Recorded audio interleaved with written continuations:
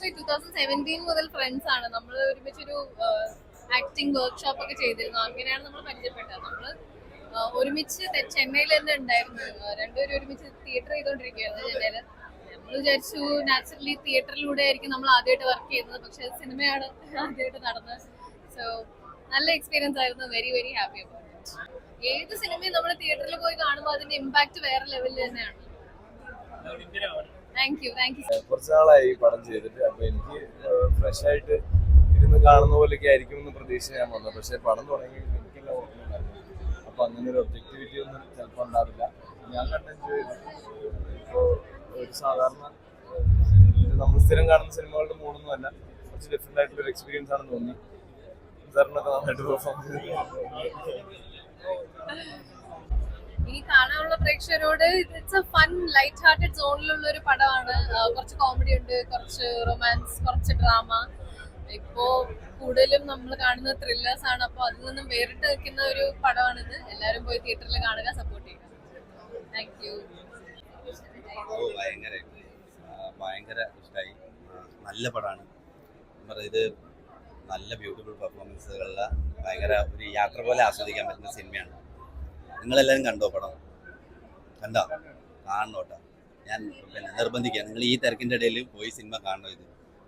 എല്ലാവരോടും നിങ്ങളും പറയണം, നിർബന്ധിച്ച് കാണാൻ പറയണം. അത്രയും ബ്യൂട്ടിഫുൾ സിനിമയാണ്. കുറച്ച് ചെറുപ്പമായ പോലെ തോന്നും.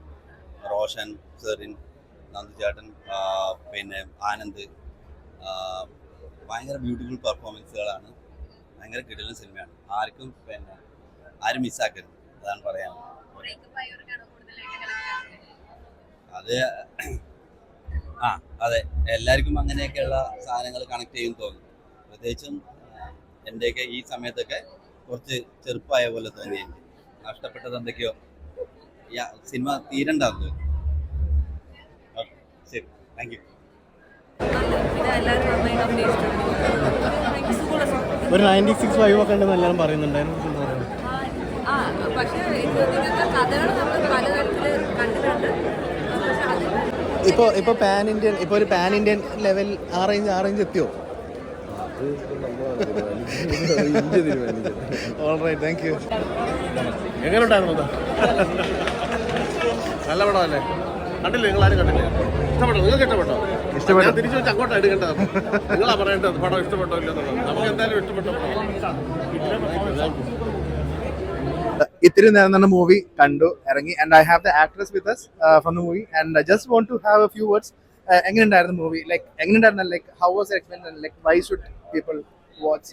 ഇതൊരു ഫീൽ ഗുഡ് ലൈറ്റ് ഹാർട്ടഡ് സോണിലുള്ള പടമാണ്. കുറച്ച് ഡ്രാമയും കോമഡിയും റൊമാൻസ് ഒക്കെ സംഭവിക്കുന്ന it's a very nice feel good പടം. എല്ലാവരും പോയി സിനിമയിൽ തിയേറ്ററിൽ പോയി കാണുക, സപ്പോർട്ട് ചെയ്യുക.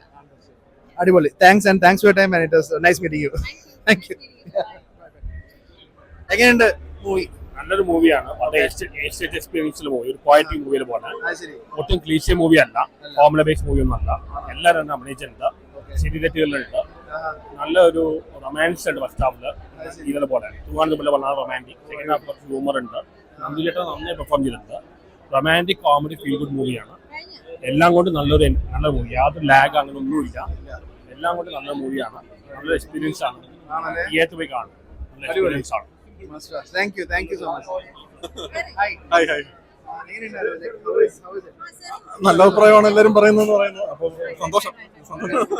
അതെ, ഇതാണ് ഡയറക്ടറിന്റെ അടുത്ത് എല്ലാവർക്കും ഇഷ്ടപ്പെട്ടെന്ന് വിചാരിക്കുന്നു. എന്ത് തോന്നി? അടിപൊളി. അതെ, എല്ലാവരും നല്ല അഭിപ്രായം പറയട്ടെ.